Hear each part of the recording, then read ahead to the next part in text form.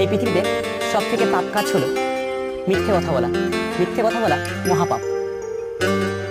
আমরা কোনো মানুষকে কাউকে যদি মিথ্যে কথা বলি, সেই মানুষটা যদি সেই মিথ্যে সত্যটা কখনো জানতে পারে, তাহলে সেই মানুষটা কখনোই আমাদের পাশে দাঁড়াবে না, সেই মানুষটা কখনোই আমাদেরকে হেল্প করতে চাইবে না, সেই মানুষটা কখনোই আমাদেরকে বিশ্বাস করতে চাইবে না।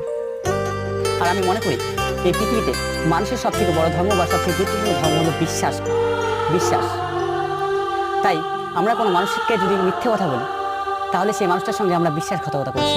তাই আমি মনে করি যে মিথ্যে কথা বলা সব থেকে মহাপাপ কাজ।